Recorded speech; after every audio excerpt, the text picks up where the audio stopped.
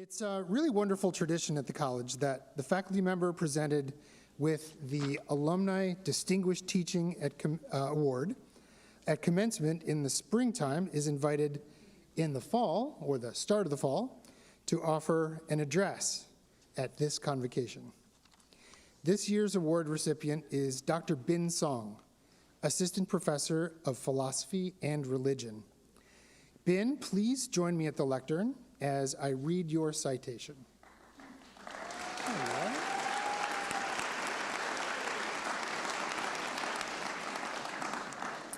As an assistant professor of philosophy and religion, Bin has consistently challenged his students to think more broadly, to consider vital but often overlooked aspects of cultures around the world. He has collaborated with colleagues across disciplines and been a champion of fulfilling one of the most important goals that we have in the liberal arts, helping students consider, understand, and engage many different ways of knowing. Bin, I want to commend you for your important work and congratulate you on this well-deserved recognition of your academic success. And I know we're all very much looking forward to your remarks.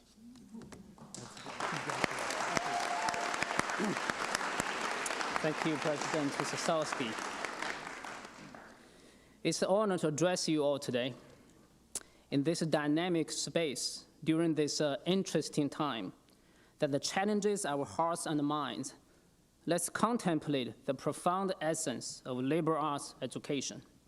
I firmly believe amidst all these challenges, we stand on the precipice of hope and shared prosperity. Back in 2018, when I became part of Washington College, a dream I had held close to my heart was realized. 20 years prior, as a young philosophy student in China, I found myself enchanted by novels of Haruki Murakami, translated from Japanese to Chinese, which are also imbued with influences from iconic American writers like F. Scott Fitzgerald. Murakami's evocative depictions of university life ignited a spark within me. It was then that I began to dream of teaching, reading, and writing with unbridled freedom, hopefully in the halls of a democratic college. In our hallowed hall of Washington College, the dream has come alive. Each day unfolds as a chapter of discovery, brimming with fresh ideas, reaffirmed beliefs, and moments of unexpected joy. These experiences are surely amplified because of Washington College's esteemed status as one of the most historic institutions of liberal arts in the US. Yet deep within my heart, I feel my journey is far from complete. Not simply because of my age and the countless collaboration I envision with my wonderful colleagues and the brilliant students who are joining our course, but more importantly, because I believe the noble ideal of liberal arts education faces immense challenges in today's society. Given the very essence of this ideal, it is our duty as educators of today and tomorrow to champion and defend it, despite and indeed because of these challenges. In my introduction to philosophy class, I strive to illuminate for our students the origin of the concepts of liberal arts in ancient Greek philosophy. Think of Socrates, declared as the smartest human in Athens by the god Apollo, yet heartbreakingly sentenced to death by a democratic assembly. In a modern cartoon interpretation of the tragedy of Socrates' death, we might envision it in this way. A mob, incited by democratic leaders and angered by Socrates' steadfast loyalty to the law, gathers outside the Athenian Supreme Court, chanting, "Hang Socrates, hang Socrates." In the end, Socrates successfully hung himself. This profound injustice plunged Socrates' student Plato into despair. Plato came to view democracy as a mere rule of the uninformed masses, stifling the enlightened ideas of the truly educated. As an alternative, Plato envisioned a society ruled by an unknowing, all-knowing, and supremely intelligent philosopher king.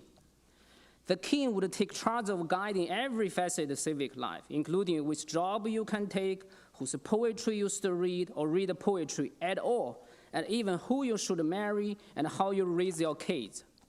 Trust me, when you read contemporary news articles about how authoritarian nations today defend their regime against what they label as a Western liberal democracy, you will realize Plato's arguments are anything but antiquated. While Plato had his convictions, his very own student Aristotle saw things differently. Aristotle asserted that no individual could ever achieve godlike infallibility. Hence, the dream of an all-knowing human ruler is just that, an illusion. However, acknowledging Plato's critique of democracy, Aristotle's advocacy for democracy is more sophisticated. He distinguishes two forms of democracy. One lower form, where the masses govern, and since the electorate is uninformed, the elected officials can merely serve their own selfish interests. Another higher form of democracy, termed as the polity. Here, a knowledgeable and educated citizenry elects representatives who truly champion the common goods of all citizens. Therefore, at the heart of Aristotle's vision was a delicate balance, weaving meritocracy into the fabric of democracy. And this is where the profound significance of liberal arts education shines forth. The word liberal means the freeing of human spirit. Authentic freedom isn't limited to any particular sphere of knowledge. A liberal arts education is an invitation to expand our horizon, to think critically and rationally, propelling us on an insatiable quest of diverse knowledge. More than just a theoretical discipline, it's an art that cultivates virtue vital for rich human experience. That experience Aristotle termed as eudaimonia, the Greek word for genuine fulfillment or happiness. Aristotle firmly believed that without such education, we will risk becoming mechanistic in our thinking, surrendering our freedom and autonomy. Absent this foundation of liberal arts education, the heart-wrenching fate of intellectual luminaries like Socrates, judged by an uninformed majority, and the ascent of power-hungry, authoritarian demagogues both underscore the dire consequences of a democracy devoid of merit. So, my fellow citizens in the Goose Nation, the societal and the political challenges Aristotle confronted were strikingly akin to what we face today, and the remedy he proposed is the very essence of what Washington College embodies in its daily pursuit as a bastion of liberal arts. I've often said to my students with immense pride that only in a vibrant setting like Washington College can professors seamlessly traverse subjects as diverse as Descartes' analytic geometry, Hobbes' social contract theory, and Marcel Basso's wabi-sabi haku in the morning, only to delve into Simone de Beauvoir's feminist existentialism, Nagarjuna's Mahayana Buddhism, and lead a Yoga Sutra meditation by afternoon. So while interdisciplinary teaching is an aspiration for many larger institutions, it is our starting point, a foundation we continuously seek to elevate. In focusing on the arts of our liberal arts commitment, our mission statement at the college explicitly emphasizes quote-unquote moral courage. The tight-knit nature of our community fosters a deep personalized exchange of knowledge, instilling in each learner a robust ethical foundation and a sense of duty. So, citizens of our beloved Goose Nation, when the weight of today's societal challenges bears down upon you, remember Aristotle's time-tested wisdom and embrace what Washington College has always been good at. Together, we will stand poised on the cusp of hope, flourishing, and eudaimonia. For many of you, the tale I just shared about the origins of liberal arts, rooted in the Western tradition, might feel a little bit familiar, especially considering the dedication of my co-educators to this grand Western tradition. Yet with immense pleasure, I wish to enrich this narrative with a cosmopolitan dimension. It's fascinating how the foundational principles of Western liberal arts resonate deeply with the visions of Confucius. Many researchers have long recognized Confucius as the pioneer of the East Asian version of liberal arts education. To me, a particularly compelling piece of evidence is that Confucius established the very first private school in ancient China. He ardently championed the principle of, quote, teaching without discrimination, 有教无类. This was not merely a principle of pedagogy. It represented a revolutionary act. Confucius sought to dismantle the royal government's monopoly over educational resources and embraced a democratic and inclusive approach.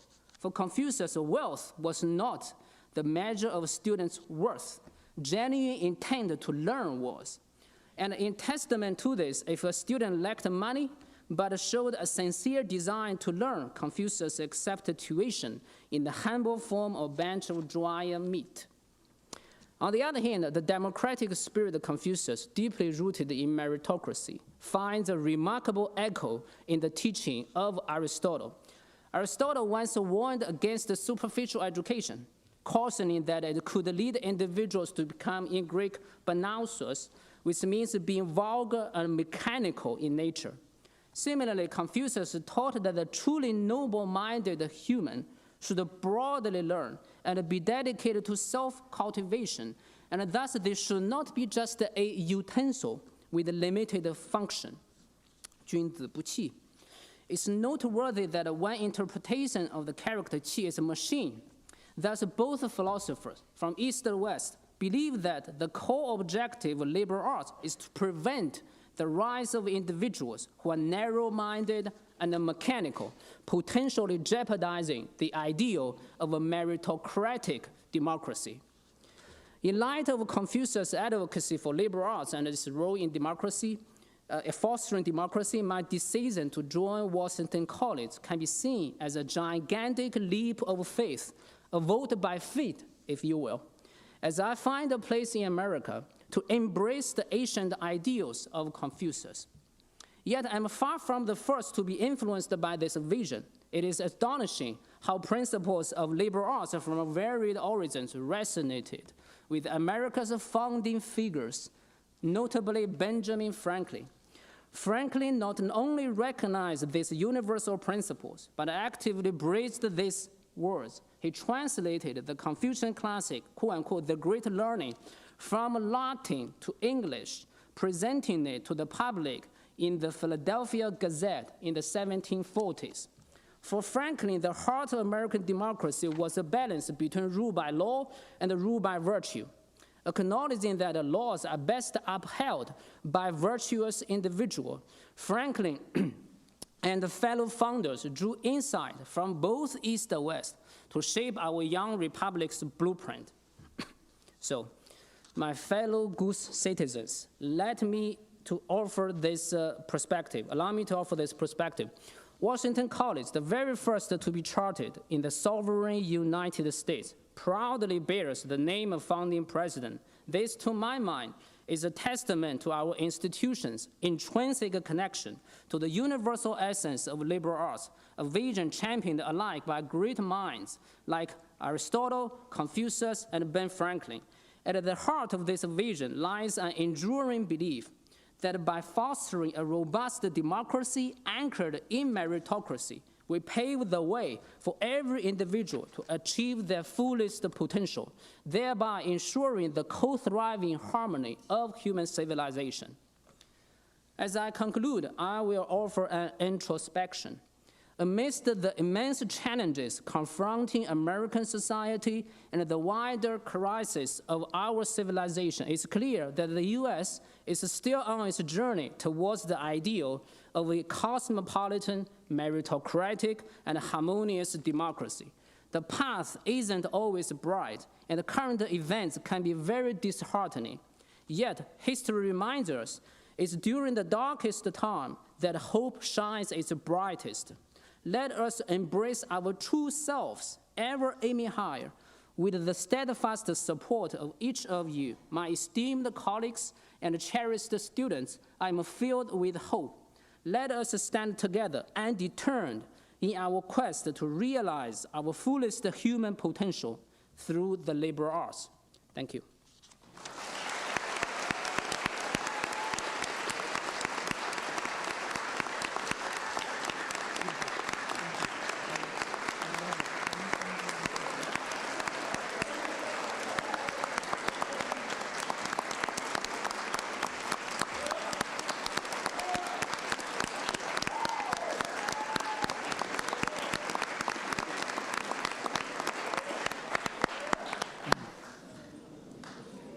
Well, if those aren't the liberal arts right there encapsulated, I don't know what is. Ben Franklin and Confucius. Thank you, Dr. Song, for your immensely thoughtful address and for your exemplary service to Washington College.